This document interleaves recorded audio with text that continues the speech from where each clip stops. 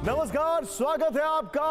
अब बस तैयार हो जाइए, अब से कुछ ही क्षणों में देश के सबसे बड़े न्यूज नेटवर्क टीवी9 पर आप देखने जा रहे हैं देश का सबसे बड़ा शो, प्रधानमंत्री नरेंद्र मोदी जी का इंटरव्यू। प्रधानमंत्री and 5 editors at the round table. प्रधानमंत्री नरेंद्र मोदी जी ने हर विषय पर हर सवाल का जवाब दिया और इस वक्त हमारे साथ मौजूद हैं इस देश के 5 बड़े एडिटर्स अलग अलग राज्यों से, जिनके राज्यों के लिहाज से जिनके हर सवाल का जवाब प्रधानमंत्री जी ने दिया है और वो हमें थोड़ी देर में बताने वाले हैं कि आखिर क्या क्या कहा प्रधानमंत्री जी ने। ये बहुत बहुत इंटरेस्टिंग, बहुत एक्सक्लूसिव इंटरव्यू है। मेरे साथ इस वक्त मौजूद हैं टीवी9 मराठी के संपादक उमेश कुमावत जी। उमेश जी, ये सबसे बड़ी बात है निशांत की, पहली बार प्रधानमंत्री ने राउंड टेबल किया है किसी के साथ, यानी कि पूरे देश में अब तक उनका राउंड टेबल इंटरव्यू किसी ने नहीं देखा। एग्जैक्टली। टीवी9 पे पहली बार लोग देखेंगे कि प्रधानमंत्री राउंड टेबल संपादकों के साथ बैठ के, ये वो संपादक हैं जिन्होंने प्रधानमंत्री जी से उस राउंड टेबल में इंटरव्यू किया है, बातचीत की है, एक एक सवाल पूछा है। मेरे साथ टीवी9 तेलुगु के संपादक रजनीकांत जी हैं, स्वागत है आपका। निशांत जी, जो प्रधानमंत्री बहुत सारे नेशनल मीडिया को इंटरव्यू दिया था, लेकिन एक रीजनल चैनल दट्टू साउथ में जो तेलुगु रीजनल चैनल में अभी तक उसका इंटरव्यू नहीं है रीजनल इश्यूज के ऊपर।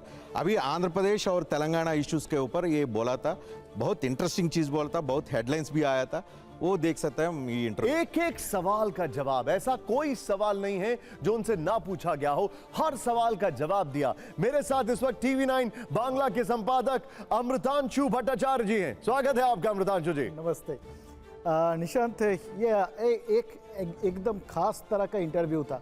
एक्चुअली अपना देश का जो डिफरेंट स्टेट्स है उनका अलग अलग मुद्दे हैं, लेकिन सब कुछ मिला के पूरा देश का जो मुद्दे बनते हैं ना, इस तरह से शायद पहले कभी मोदी जी ने सबके सामने खुलासा नहीं किया। मैं खुद उस इंटरव्यू में मौजूद था और जब हम प्रधानमंत्री जी से सवाल पूछ रहे थे, उनके कई जवाब हमारे पास आए, तो ऐसा लगा जैसे कई सारी चीजें उन्होंने वो कही हैं जो अभी तक आपने किसी भी चैनल या किसी भी उनकी रैली या किसी भी संबोधन में नहीं सुनी होंगी। आप मेरे साथ टीवी9 गुजराती के संपादक कल्पक केकरे हैं। कल्पक, आप भी थे उस इंटरव्यू में। जी बिल्कुल निशांत, पहली बार प्रधानमंत्री का इस अंदाज को सबने देखा, बेबाकी से बात रख रहे थे। वो कांग्रेस में भर्ती की बात की, कांग्रेस से वैक्यूम जो हुआ है कांग्रेस में, उसको लेकर उन्होंने बहुत सारी चीजें बात की। टीवी9 कन्नड़ से रंगनाथ भारद्वाज हैं। रंगनाथ, निशांत जी, खुले मन से उन्होंने बात किया है, बहुत मुद्दों के ऊपर हमने बात किया है, चर्चा किया है। उन्होंने बहुत बढ़िया विषय को उन्होंने अनावरण किया है। अब आप सबको हम बताने जा रहे हैं कि आखिर प्रधानमंत्री जी ने क्या क्या कहा है, क्योंकि आपसे थोड़ी देर के अंदर वो आप इंटरव्यू देखेंगे और उसका एक एक चीज न जाने कितने दिनों तक कई अखबारों की सुर्खियां बनने वाला है। लेकिन सबसे पहले आपको बताना चाहेंगे वो विषय जिस विषय को लेकर देश में चर्चा है, और वो है संविधान। संविधान को लेकर मैंने जब प्रधानमंत्री जी से सवाल पूछा तो उन्होंने कहा कि आज आपके चैनल पर मैं वो पत्ते खोल ही देता हूं जो अभी तक मैंने किसी को नहीं बताया। ऐसा क्या कहा उन्होंने, वो कौन कौन से फैक्ट्स थे, वो कौन कौन सी चीजें प्रधानमंत्री जी ने कही। यकीन मानिए आने वाले कुछ दिनों तक ये सुर्खियों में रहने वाला है। आखिर उनके टारगेट पर कौन कौन थे, ये हम आपको बताने वाले हैं। उन्होंने एक नया नैरेटिव सेट कर दिया है। उमेश, आपने सवाल पूछा, क्या सवाल था वो? सवाल तो जो इस वक्त पूरे देश में है कि चुनाव, ये आखिरी चुनाव है, इसके बाद कोई चुनाव नहीं होगा। पहली बार प्रधानमंत्री ने डिक्टेटरशिप पे बात की है कि इस देश में डिक्टेटर पैदा नहीं हो सकता, लेकिन उन्होंने ऐसा क्यों कहा, इसकी वजह क्या थी, ये उन्होंने बताया है। और जैसे आपने निशांत अभी कहा कि संविधान के मामले में उन्होंने नए पत्ते खोले हैं, मैं एक गारंटी दे सकता हूं कि वो खबर काफी दिनों नहीं, लेकिन एक और बड़ी खबर आपके पास है। हाँ। उमेश के पास एक और बड़ी खबर मैं आपको बताने वाला हूं, और वो खबर है उद्धव ठाकरे के बारे में, महाराष्ट्र की राजनीति के बारे में, क्योंकि मैं महाराष्ट्र से था इसलिए मैंने उनको महाराष्ट्र की राजनीति पर, क्योंकि बीजेपी का फोकस पूरा वहीं पे है इस वक्त क्या होगा महाराष्ट्र में, तो वहाँ पे मैंने उनको उस बारे में सवाल किए। और सबसे बड़ी बात यह है कि उन्होंने खुलकर पहली बार उद्धव ठाकरे के बारे में कुछ ऐसी बात कही है, मुझे लगता है कि आने वाले दिनों में उसका असर महाराष्ट्र की राजनीति में जरूर पड़ेगा। रजनीकांत जी, बहुत सारे सवाल आपने पूछे, और अगर हम बात करें हमारे तेलुगु के संपादक रजनीकांत जी के, तो उन्होंने छोटा भाई बड़ा भाई के रिलेशन के ऊपर एक सवाल पूछा, बहुत सारी चीजें उन्होंने पूछी। आइए मैं अब समझने की कोशिश करते हैं, वो जवाब जो आए थे आपको एक्सपेक्टेड था वो कुछ तरीके से? नहीं एक्सपेक्टेड था, क्योंकि एक कांग्रेस चीफ मिनिस्टर ने प्रधानमंत्री को, बीजेपी का जो लीडर है उसको बड़े भाई बोला। ये बहुत चर्चा हो रहे हैं तेलंगाना पॉलिटिक्स में, क्यों एक कांग्रेस चीफ मिनिस्टर प्रधानमंत्री को बड़े भाई बोला।